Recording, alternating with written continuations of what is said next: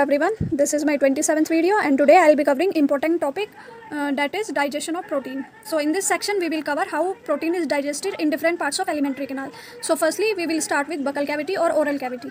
ठीक है, तो बकल कैविटी और ओरल कैविटी में कोई भी प्रोटीन का डाइजेशन नहीं होता। फिर हमारा जो फूड है वो फेरिंग्स में जाता है, फेरिंग्स और फिर इसोफेगस में। फेरिंग्स और इसोफेगस में कोई भी डाइजेशन की एक्टिविटी नहीं होती। फिर हमारा फूड कहाँ जाता है फाइनली? स्टमक में। स्टमक में हमारे पास एक एंजाइम प्रेजेंट होता है जिसको हम क्या बोलते हैं? पेप्सिन। और पेप्सिन हमारी स्टमक में इनएक्टिव फॉर्म में प्रेजेंट होता है, पेप्सिनोजन की फॉर्म में, जिसको हमारा जो HCl है वो क्या करता है? पेप्सिन में कन्वर्ट करता है और इसका pH बहुत हाईली एसिडिक होता है, दैट इज़ 1.8। ठीक है, अब हमारा जो फूड है वो फाइनली कहाँ जाता है? स्मॉल इंटेस्टाइन में। अब स्मॉल इंटेस्टाइन में मैक्सिमम डाइजेशन होता है। ठीक है, इसमें जो डाइजेशन होता है वो डिफरेंट एंजाइम्स परफॉर्म करते हैं। तो पहले तो जो हमारे स्टमक से प्रोटियोसिस और पेप्टोन्स आए थे वो किस में कन्वर्ट होते हैं? डाईपेप्टाइड्स में।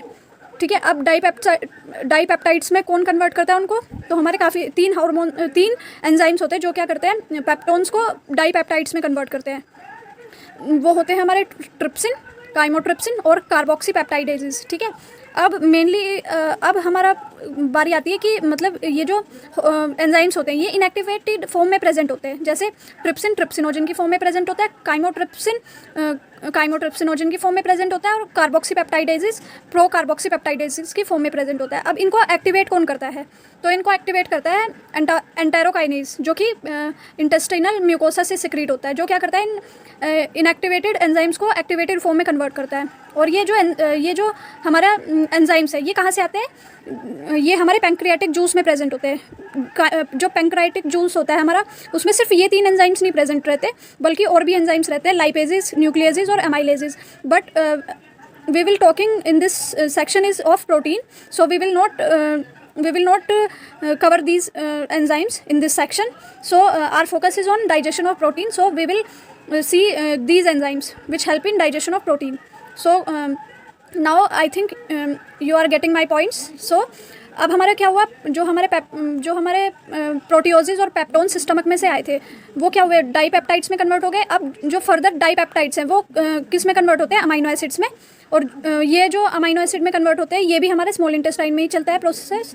और ये मतलब एंजाइम्स कौन अमाइनो एसिड में कन्वर्ट करता है? डाईपेप्टाइड्स को, वो हमारे होते हैं डाईपेप्टाइडेजेस। ठीक है, अब मेरा एक और पॉइंट है। ठीक है, अब ये डाईपेप्टाइडेजेस प्रेजेंट कहाँ पे होते हैं? तो ये हमारा होता है इंटेस्टिनल जूस में, जिसको हम क्या बोलते हैं? सकस एंट्रिकस भी बोलते हैं। ठीक है, तो जो हमारा सकस एंट्रिकस है मतलब इंटेस्टिनल जूस है, उसमें और भी एंजाइम्स प्रेजेंट होते हैं, जैसे कि डाईपेप्टाइडेजेस, डाईसैक्राइडेजेस, न्यूक्लियोसाइडेजेस, लाइपेजेस। ठीक है, सो ये सब मैंने आपको बता दिया। फिर उसके बाद क्या होता है? आपको पता ही है कि जो स्मॉल इंटेस्टाइन है उसमें क्या होता है? मैक्सिमम डाइजेशन होता है, मैक्सिमम एब्जॉर्प्शन भी किस में होता है? स्मॉल इंटेस्टाइन में। ठीक है, और पर्टिकुलरली स्मॉल इंटेस्टाइन में जो हमारे न्यूट्रिएंट्स होते हैं, जैसे कि हमारा फैट्स हो गए, हमारे अमाइनो एसिड्स हो गए, तो मैक्सिमम एब्जॉर्प्शन ऑफ न्यूट्रिएंट्स भी हमारा कहाँ होता है? स्मॉल इंटेस्टाइन में। तो अब जो हमारे अमाइनो एसिड्स है ये एब्जॉर्ब कहाँ पे होंगे? स्मॉल इंटेस्टाइन में ही इनका एब्जॉर्प्शन हो जाएगा और फिर ये किस में चले जाएंगे? हमारी ब्लड स्ट्रीम में चले जाएंगे। ठीक है, अब लार्ज इंटेस्टाइन में कोई भी डाइजेशन का वर्क परफॉर्म नहीं होता। ठीक है, so these are some points which I have covered in this section. So I think now you are done with digestion of protein. और एक चीज़ और बता देती हूँ मैं आपको कि स्टमक में सिर्फ और सिर्फ प्रोटीन का डाइजेशन होता है और किसी भी कंपोनेंट का डाइजेशन स्टमक में नहीं होता। और अब आप पूछेंगे कि स्टमक में तो लाइपेज भी प्रेजेंट होता है, तो यहाँ पे हमारा फैट का डाइजेशन क्यों नहीं होता? क्योंकि जो लाइपेज स्टमक में प्रेजेंट होता है वो इनएक्टिवेटेड फॉर्म में प्रेजेंट होता है। ठीक है, अब ये जो लाइपेज स्टमक में प्रेजेंट होता है ये इनएक्टिवेट फॉर्म में क्यों प्रेजेंट होता है? क्योंकि यहाँ पे कोई भी बाइल का सिक्रेशन नहीं होता।